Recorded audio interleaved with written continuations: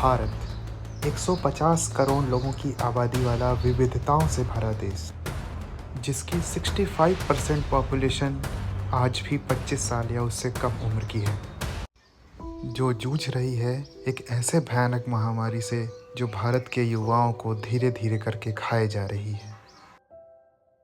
आपने तैयारी शुरू करी, आप कितने साल के थे? सर उस समय हम 18 साल के थे। और अभी अभी हम 30 साल के हो गए। 30 साल के हुए। तो पिछले 12 सालों में आपने अपनी ज़िंदगी में क्या किया है? ज़िंदगी में सर पढ़ते गया, डिग्री लेते गया। मैंने 3 सब्जेक्ट में पोस्ट ग्रेजुएट किया, बीएड किया, सीटेट क्वालिफाइड है, नेट क्वालिफाइड है सर। और सीजीएल मेरा एक ड्रीम जॉब था कि हम एक अच्छा नौकरी पाएंगे, रांची की राजधानी में रहेंगे, क्योंकि हम एक गांव से बिलोंग करते थे सर। देखते थे कि लोग इतने अच्छे प्रोफाइल में जॉब करते हैं, तो मेरी भी एक सपना थी, मेरे माता पिता की भी सपना थी। गाँव में हम लोगों को भी बहुत इच्छाएं थी कि ये बच्चा पढ़ने में ठीक है तो पढ़ेगा तो कुछ अच्छा करेगा, समाज के लिए कुछ अच्छा करेगा।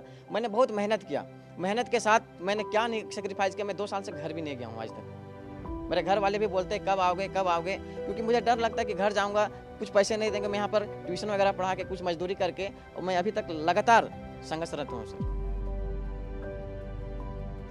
साल 2023 13 lakh student 1016 seat, JEE Mains 12 lakh student 17,000 seat, NEET 2024 24 lakh student और 1 लाख सीट।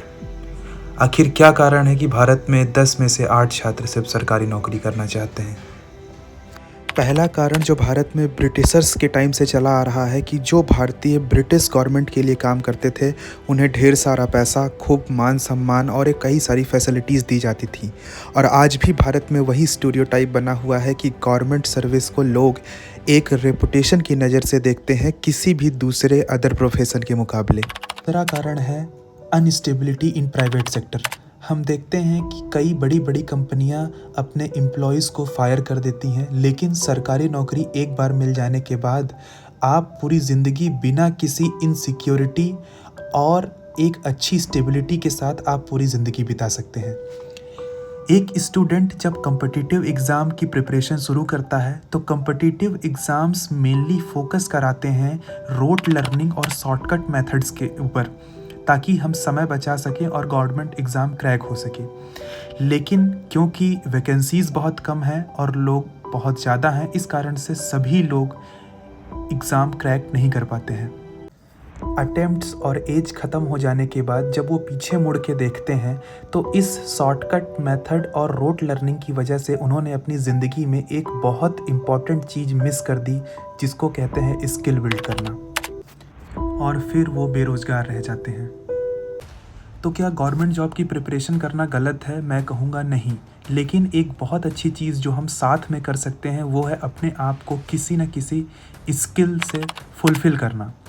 और आज की डेट में 2025 में बहुत सारी ऐसी स्किल हैं जिसे सीख करके कम समय में कम एफ़र्ट के साथ एक अच्छी खासी इनकम जनरेट किया जा सकता है, जिससे एक अच्छी ज़िंदगी मिल सकती है।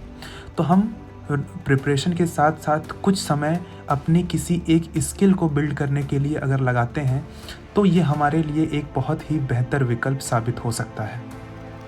उम्मीद है कि ये वीडियो आपके लिए हेल्पफुल रही होगी। प्लीज़ इसे लाइक करिए, शेयर करिए और चैनल को सब्सक्राइब करिए ऐसे ही इन्फॉर्मेटिव कंटेंट के लिए।